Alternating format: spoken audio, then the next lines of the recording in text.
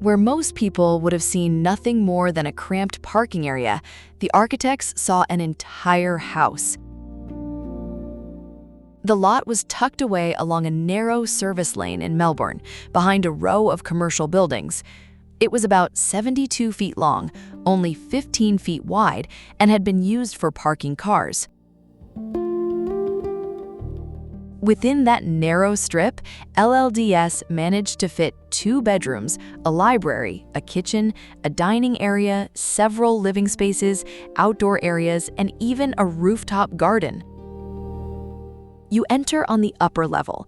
That is where the small front porch, kitchen, and dining area are located, all beneath a wood ceiling that rises, dips, and changes direction as it moves through the house.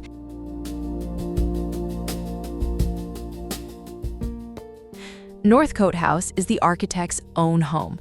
It has about 860 square feet and sits on a lot with a drop of roughly 8 feet from one end to the other.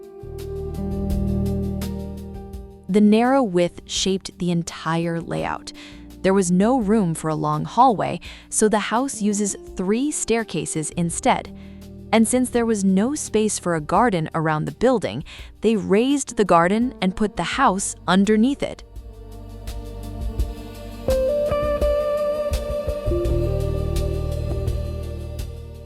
At the center of the house is a vertical opening. A curved staircase wraps around it and leads down to a sunken circular room that feels darker and more sheltered than the spaces above.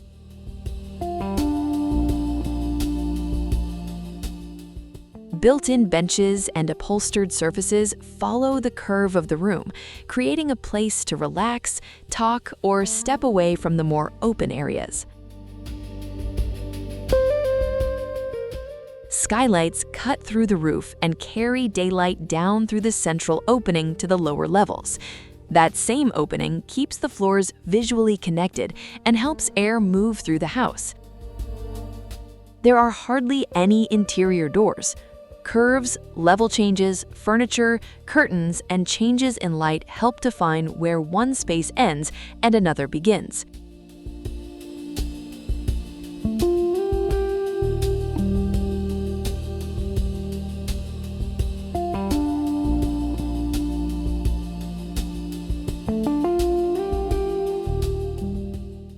Instead of one big living room, the house creates several smaller places to spend time, allowing the owners to stay close without always having to be in the same room.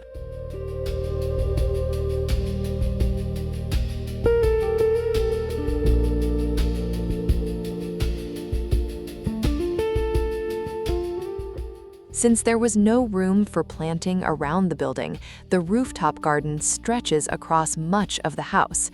From inside, its underside appears as a curved wood ceiling made of ribs and broken up by skylights.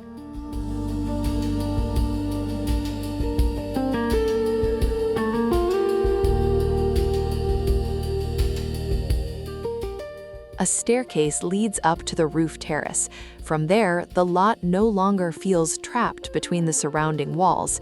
The view reaches across nearby rooftops and into the treetops. The 3 staircases create different ways to move through the house. You can go down one side, circle around the central opening, and come back up another way. Because of that, space that would normally be used for hallways becomes part of the library, built-in seating, shelves, and places to stop and spend time. The 2 bedrooms sit at opposite ends of the lower floor. Between them are the library, the circular room, and the supporting spaces.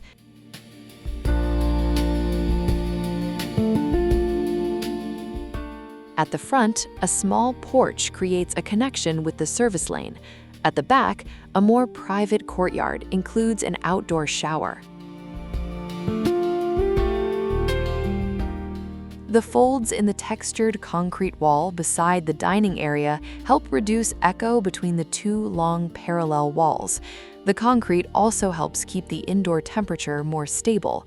The panels used as molds for that texture were digitally cut and later reused as insulation in the roof. Digital fabrication also helped shape the curved wood ceiling and several custom pieces throughout the house.